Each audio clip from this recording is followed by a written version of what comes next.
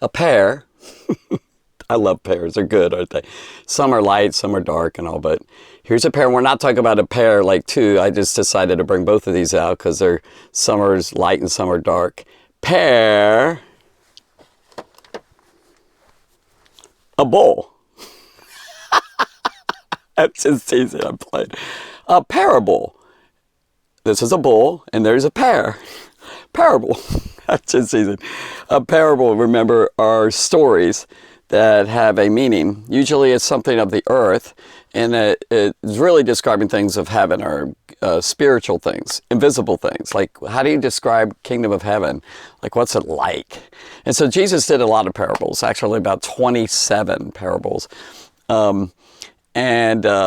Well, full parables. I mean, then there's a lot more things of little things that he said. You know, little pictures, quick, spiritual, physical to spiritual, natural to spiritual. Like Paul mentions natural first and then spiritual in the 1 Corinthians 15. And so, boy, I have a lot to share, so I'll try and get it fast. This is Mark 4, and this is a major parable. This is the first parable that really Jesus talked in Mark 4. By the way, Matthew, think about this. Matthew, chapters 1 through 12 chapters, he didn't tell any parables, except for the little pictures, you know. So, and then 13, 7 of them, you know, and maybe 8, there's a second. I already talked about that. Let's go on. And then here's what it says, if you remember this. It says, Jesus began to teach by the seaside, and it was so crowded, remember, he got in a boat. This is kind of a quick review on this. And he sat down in a boat. Can you see? Okay. Oops. My hands, yeah. He sat down in a boat, kind of should have been lower a little bit, but anyway. And he began again to teach by the seaside, Galilee, Sea of Galilee. And there was gathered unto him a great multitude, tons of people, like crowds of people. I love that. Only, you know, I don't know how much we're changed. That's something that we're going to find out in eternity in heaven. We're going to find out who got changed because of the words of Jesus. I'm sure many people. Of course, the apostles did, 11 out of them. 11 of them. So that he entered in a ship and sat. It says in the sea, but it's just talk about this is where in that region, in that area, he sat in the sea. He didn't sit down in the water. And then all these people were out here. They pushed, and in my opinion, it was probably near Capernaum, because that's where Peter and Andrew lived. And the boat that he got into was most likely their boat. He borrowed it. And it says, and the whole multitude was by the sea on the land. So they stood on the land. He was in the water, so to speak. And he taught them many things by parables, and many things. So in other words, he loaded it up. Now, Mark only mentions 3 in this chapter, but really, he just did picked out a few. I mean, many things. I mean, I think he went on and on. And so he didn't just say a quick thing, okay, bye, you guys. He said it for a long time. And now, before we get into this actual parable, I could talk about the brilliance, the disturbing parables that the disturbing things that he said. And so I put a bunch of adjectives together. I'm going to go, and then I'll teach you the first parable, or at least part of the parable, not the whole thing. It's kind of a longer parable. But anyway, Jesus' parables, I already mentioned this before. Remember, it's a message, it has a moral. It's got a main point. There's one main point, which we'll talk about later. But this is really cool. Jesus' parables were, and I wrote up a list here, you know, L-I-S-T. Can you see it? L-I-S-T. Here's a list of what they're like. And I'll try and say just a brief thing about each one. Now, the reason I'm saying this is not just to fill in time or something. Literally, if you can see what I'm saying here, please stay with me on this. Finish the video. If you can see, and then when I share the parables, you'll go, wow, you're right. There's so much depth. I mean, like, it goes, like, he says a parable, but underneath the parable, it goes down deep. Like, way down. Like, you. And this is what's so cool. And there's so much uniqueness and power in each of the things I'm going to say here. This is really good. So I put a list. I just kind of got words here that collected and just wrote. I just thought of these: instructive, Oh, first I missed love. Oh my goodness, L, exclamation point. You go, well, L only has one of them. I decided just to really emphasize this for one and not trying to find a bunch of words at luscious or whatever. I decided not to try and get a bunch of L's. One word says it all. Love. The parables are saturated with the love of, just dripping with the love of God. Jesus loved everybody, he said, and he spoke this out of love. He had hard things to say, scary things. Terrifying is a T, one of the T's. Really, really tough. Oh, that's another T. I'll get to it. But it's because of his love. Number one, very instructive. There's great teaching in it. And I didn't even put that as a T. I could have been here, but instructive covers it. He instructed, teach it, taught, but it's very instructive, which means it gave them information and data. Really good. Next one is very, very interesting. Some stories are kind of boring. Some movies are kind of boring. Some songs are kind of boring. His were never boring. Every parable that Jesus spoke was very interesting. Next one, now hear this word, inviting. And I like that. It's like, as you're hearing it, it pulls you into it. Like it invites you into it. All his parables were inviting. He was the greatest storyteller, in my opinion, in the world, hands down. That's my opinion. All right, inviting. They're very inviting. It kind of causes you to, it kind of draws you and pulls you in. Good. Illuminating, which is like instructive, but even more. Instructive is good. Illuminating means aha. A lot of aha moments as you listen to the parables of Jesus. Like light, like enlightening, like woo. And lightning too, kind of a lightning bolt. What? Power. But illuminating means light. Illuminating. Incredible stories. Some more than others. But the incredible depth of each one is, everything's incredible, really. But some, I happen to have favorites. Although this is good, really good, but woo, some of them, like, you want to cry. Good stuff. Very incredible. Even though incredible sounds like it's not credible, like it's incredible, like it's beyond credit, like you can't believe it. Yeah, that's not what I'm saying. Incredible means really, really, really good. Impressive, like the stories were very, wow, I'm impressed. They walked away from there, just like, I was about to use one of these other words here. They were like, I am so impressed. That's one of the things that brought some of the crowds, I think, hopefully. A lot of them were coming because of the healings and all, but they were pretty amazed at the stories. Next one is, for me, and many of them, the people who love God, it's irresistible. In other words, you can't fight them. You can't resist it. Say, I don't. No, it's irresistible. Like, you ever have something that's really, really good tasting and I got to have more. Irresistible. I couldn't stay away from that pudding or chocolate cake or ice cream or whatever, right? Irresistible. Next one is absolutely sensational.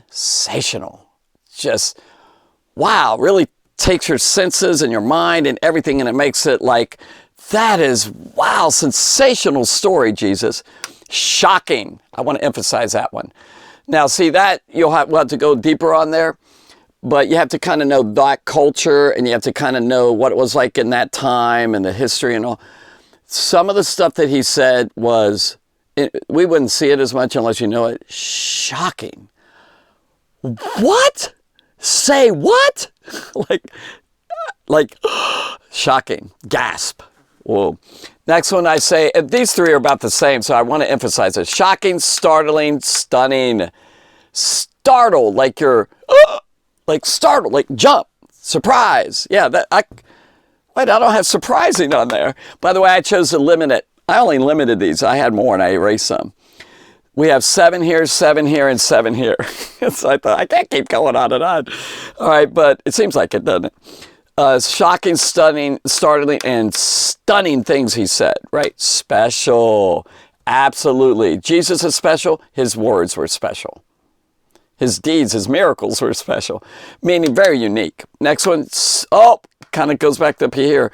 Although staggering means, like, not surprise, shock. Staggering means knocks you back, or like you want to stagger and fall. Not in a bad way. Like, knocks you down. Staggering. Wow, wow, that's a staggering thought, Jesus. The ideas in the stories. The parables are really deep. I'm not exaggerating, by the way. Staggering, sublime. Sublime has to do with there's a word I want. I just thought of another one. I can't think. Surreal. It's like, yes, depth and richness, and it's just so awesome. Next one is thoughtful. We're on the T now. We have L-I-S. We did S, now we're on T. Very thoughtful. Can you see that? Thoughtful. Which is a lot of thought behind it. It isn't just a quick little story. It has thought, depth. Again, thrilling. Like some of you are on the edge of the seat. What's going to happen next? It's thrilling. And the points and the richness of the teachings, the points of it were thrilling. It thrills your soul, like joy, like ecstasy. Like it's really cool. Sublime also, I want to go back to that one again. Kind of a mystery in there, mysterious. There's secrets and sublime messages in there. So, all right, next one is, some of them are tough, some aren't at all, but some are like, ugh, really shakes you up. He had tough things to say, warnings, for example, that are like really tough to hear. Whoa. You ever have someone say something to you that's really tough? It might be really real about you, and you go, oh, that was tough, kind of feels uncomfortable. Some of the things Jesus said were really tough, but we need that. Okay, and his love is what made it tough, because he cared about them.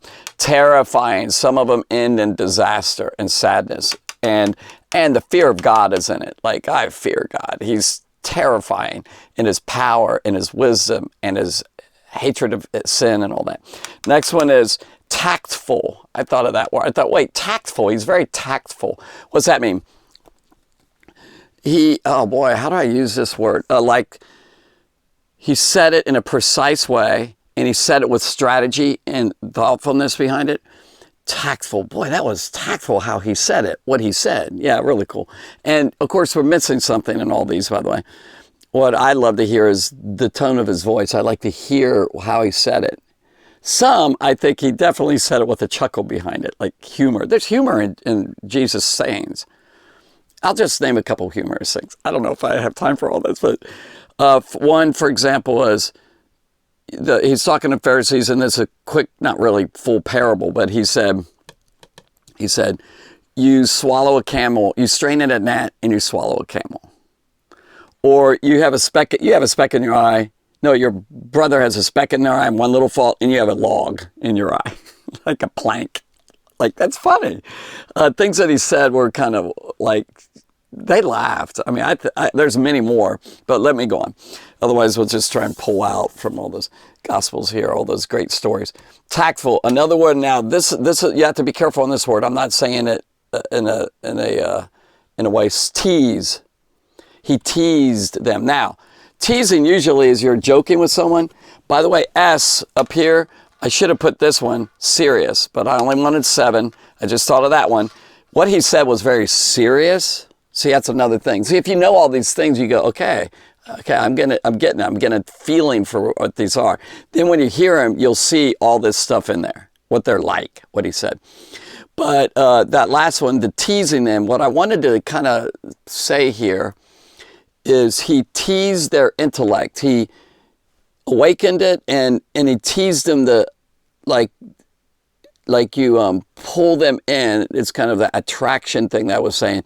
He teased them to learn more. Like if you say, here's this, what's your appetite? It gets you, like, there's appetizers sometimes on big meals, and they give you a little bit of something that makes you want to eat more. It kind of like you eat something more, oh, that makes me, that's great. Now that's the form of how I'm trying to say tease them. He teased their conscience, kind of awakened and pricked their conscience. He pricked their mind. He teased their mind open. And so it's very cool. And there's also joking. I guess sometimes there's tease in what he said that way too. And then I just ended with terrific. Just the word terrific there, that Jesus Christ literally, his sayings are terrific. And like I said, there's probably about 27 full parables that Jesus spoke. Really, could be more, like I said, but that's a kind of a guess there. All right, here we go. Now, the first part that he said, the first part of this, he said, and it came to pass, like it happened one day, once upon a time, type thing. It's a made-up story. It said, first I forgot about verse 3. First word that he said is, listen. Sort of odd if you think about it. He's talking, everybody's listening. But when he said, listen, hearken, hear this, pay attention to this.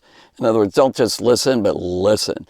There's a point where you can hear somebody and then you can really hear what they're saying inside. Yeah, it's good. So listen. And by the way, at the end of this parable, he said it again. He says, he that has ears to hear, let him hear. Beginning and end. Sandwich. It's a sandwich. He says all this stuff in between. Both of them. What's he saying? Why is he saying it? He said it twice. He's really saying, pay attention to this. This is important. This is serious. This is really something you don't miss this. Okay. Listen, there went out a farmer, a sower, person who sows, not sewing clothes or something. He says he's in the boat and he says, hearken, behold, there went out a sower to sow. A farmer to plant is another way of saying it. So now I brought this guy out in Matthew's 13. So here's my farmer, got him out there. He's going to do his act again. Now here he's already got his harvest and all. Okay, now this farmer goes out. Now, of course, they didn't wear that type of outfit. Excuse me, not quite like this, but they got ready. They got their robes on, girded it up, pulled it up here, and they went out and tied it up with their belt. And by the way, most farmers would have wives in that day. Most people got married. So we've got a wife for him, but although she's not really part of the story, but I like to bring her in too. Okay. What I like about this, by the way, is when I got these out, I thought, Paul said in 1 Corinthians chapter 3, he said, one plants and one waters, but God gives the increase. One plants, a farmer, and then one waters. See her watering can here? So now what that's saying is, you plant a seed, you say something, you share the gospel, the good news of Jesus, you preach a verse, you tell someone about a verse, or you tell them a passage, or maybe you're going to be like me, teaching parables and all that. You teach something, and then they may not really receive Christ at that time, and they listen to you, and then later they got the seed in there. The seed went in their ear, went down, God uses it. But someone else comes along, and then in this case, it's a woman, okay, and she comes along and she talks more about it. She's watering that seed. Another person shares something else about Jesus. It could be a man, could be a woman, could be a boy, it could be a girl, could be a teenage boy, teenage girl. And you're either planting seeds, maybe you're watering, you're talking about it more, and they don't even, these two may not even know each other. But in this case they do. So we'll keep her out here because I like having her around. And he does too. That's his wife, yeah.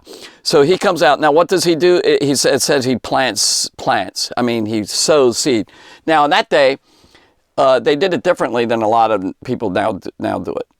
What they do is take a handful of seed. I'm going to take it right now. Okay, so here's a handful of seed. I hope you can see this. See this? Right here. Here's a handful of seed. And they would just throw it. They would just scatter it out there. So that's how they did it. Nowadays, most people, I think, they definitely, you plow the ground up, which usually they didn't. They would throw the seed out and then they would plow it. They would take, they didn't have machine like motors and all that, but they'd take a hoe, a stick, and they would open it up. Or they might have cattle. And they would go through on larger farms, and then the not bulls but the cows, would go along, and they'd have a yoke on them, and this big thing that has a blade underneath, and it would take the turn, and the hard ground and break it up. It would turn it over and break it up. So the seed dropped down in. So anyway, here he's going to throw his seed here. We'll pretend that he doesn't have the harvest in his hands. He's sowing right now. Got to first sow before you get a harvest. Got to first share Jesus before you can get him saved. And then he just threw it out there. I hope you can see this. Ready? There it is. They're all over the place. So now I had drawings in in Matthew's thing. I had pretty cool drawings. Look up Matthew 13. And here he threw the seed. I just decided not to do the drawings in this one because I want it each time different. So it says, and it came to pass as he sowed, as he planted, some fell, they fell down, like they just fell here, by the wayside. Meaning, usually there's a path or a road, and it's not like concrete or anything, but people would walk on it, and it will harden it. Kind of walking over it a lot, and this is a path through the cornfields of the barley fields and all that. And so you would have a road, and then you'd have maybe plants over here, plants over here. So there was a road right there, and they just threw it out there, not on the road on purpose. Of course, Jesus wants us to do it on purpose, and he did it on purpose. See, really, Jesus is talking about the farmer, the sower. He was the number one main sower from the beginning. So he could have been really talking about himself. And he's talking about, he didn't say in this passage what the kingdom of heaven is like, but later he talks about in this chapter about these are parables of the kingdom, but the rule and dominion and of God, the dominion and the domain and the reign of God, the kingdom of God coming down, and he brought it. Kingdom of God is near. John said it, John the Baptist and Jesus. And so he brought it. And so he's throwing out the seed here of the word of the kingdom, the word of the reign of God. How do you get right with God? And how do you get into the kingdom? And what's it like? The kingdom of God is like throwing seed. And then he goes into 4 types of hearts, 4 types of lives that we're here. So it starts with him, but we're planters too. I'm a sower. I talk about God everywhere. Talk about Jesus Christ, quote Bible verses all over the place. And so we're sowers. Jesus is up in heaven. He's not going to plant now. We're the planters. We're the farmers. All right. So the first one he says, came to pass as he sowed, some fell by the wayside. So let's say right here is the field that with dirt and all that. And here's dirt too, but it's hard, super pounded down.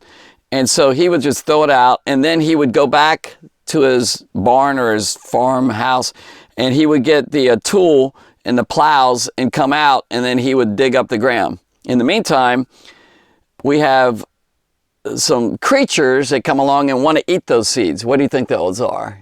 If you've never heard this and you haven't heard Matthew 13, what do you think what type of animal would come and eat those seeds? Did you say birds? He said this, he said, and came to pass as he sowed, some fell by the wayside, and the fowls, the birds of the air came and ate it, devoured it up, took it. So I have birds. All right, you want to see these birds? I have a bunch of birds here. All right, so here's this bird. Of course, these are not the type of birds in Israel, I'm pretty sure. But some of them might be. But there's a bird. So we're going to put him, let's get the farmer off. You guys have to go because you're not going to shoo the birds away. You're trying to hurry, get the stuff, come back out. And the birds would come. Can you see him? Here's another bird. Definitely not this type of bird in this Israel, I don't believe. Okay. Someday I'm going to study all the birds in Israel. I have books with that type of information. It's so cool. And then right here, here's another bird. Oh, this is an eagle. This is like serious. No eagle there. Probably eagles in certain parts of Israel, but probably not around the farms. So we got that bird right here. He wants to eat, man. Yeah, there we go. And then this is a beautiful green, yellowish bird right here. Can you see him? Like that? Yeah, baby. All right, so we'll put him over here. And then I have a bunch. I'm sorry. You can skip this if you want to. Fast forward. There we go. Looks like a vulture. So we got to, I don't know if you can see him. Hopefully you can see all these birds here. There you go. And they're all coming at these birds. Now this is a stork type thing. Look at, he's flying like this. But anyway, this is a long beak. But anyway, I just got him. I want to, so he's right in there. Ooh, he's eating them. Look, I don't know if you can see that. He's eating them. And then we got an owl. I doubt if he went after these right here. He wants to get these field mice and all. So God provides for all these birds. And so here's all these birds right there. Cool. So they eat the seeds up. At least now, by the way, there might be some who plowed it first and the seeds went in, but a lot of them, according to what I understand, in the eastern part of the Middle East here, in this part of the world, especially at that time, I guess, they would plow it afterwards. They just scatter it and plow it. Now, this is the first ground here. And it says, some fell by the wayside, the path, and the birds of the air came and devoured it. So what type of person is that? Now later, he's going to describe this. He's going to tell later what this means. Do you know what it means? Do you know? But I'm going to go ahead and say it right now, and then we'll go deeper into it later. And then we'll finish right now with this. Just to let you just to tell you what he says later, it's a person, this is a person that hears the word, somebody hears the Bible. This is a type of the heart. The soil, the ground, is sort of like a heart of a person. It says he hears the Bible, he hears a verse, he hears a preacher or whatever, maybe people go to church and they're hearing it, minus understands. He doesn't understand. He doesn't get it. Now, if you're really young here, and there's a lot of things I don't understand. First of all, I am so impressed that you're here. I think it's awesome that you're listening to me. Sometimes it can get long. I better hurry. But yeah, you're listening. You must be really wanting it. It's good for you. So you're young and you don't understand all this that I'm saying, because it's like, I don't get it, because I say big words sometimes. I say it on purpose, by the way, so that you have to fight for it, you have to think for it. Like, I really want to think. I don't want to talk like you're a baby or something, go way down. Here's this type of person does not understand. He doesn't get it. He's not really letting it go down deep in him. He goes, what? What are you saying? And then it's kind of like it's the hard ground, the wayside, the path, the road over here is hard. The seed doesn't go down inside because it's so hard. Here's minus understands is a hard heart. Now, I'm talking especially the ones who are older. And, oh, by the way, did you notice the other hearts? And we'll go through each one as we go. But let me just say, you should be able to understand what I'm saying. Even you younger ones understand maybe a lot of what I'm saying. So isn't this a beautiful parable? Because this is like physical, an actual thing that they understood. 90 or so percent, I'm guessing, 9 out of every 10 people were farmers, or they had farms or land and all that. Very agrarian, agricultural type land and all that. And so birds would come eat the seeds. Happens today everywhere. You throw seeds out, birds are going to go get it if they see it, once they see it. So, and you'll see that as we go, I might repeat this several times in these other videos. He takes the same seed and puts it in another part of the field. Puts another part of the field, puts another part of the field. 4 types of hearts. One, I'm not going to tell you what the hearts, I'm not going to tell you everything about the hearts. So I want to say this, same farmer, same seed, different results, different endings. So I share, like I'm sharing with you, and if your heart is tender and you really want God and all, God's going to take all these words, these seeds, and invisible, I'm planting seeds, I'm a farmer, it's going to go into you. People who are like, don't care that much, hard-hearted, it's not going to go. The devil will come, and I'm not sure how he does it. He can't just get inside you and pull something. It's not physical. It's an invisible spiritual thing. But what he does is get your mind off of something else and diverts it. He gets you off of that. You don't think about it anymore. It's not going in. You got to think about what we're saying. Let it go down deep in you. And if your heart is hard, it's just the devil will say, he may even say to you, huh? What's he saying? This is weird. This is boring. This is that. This is that. That could be the devil right there.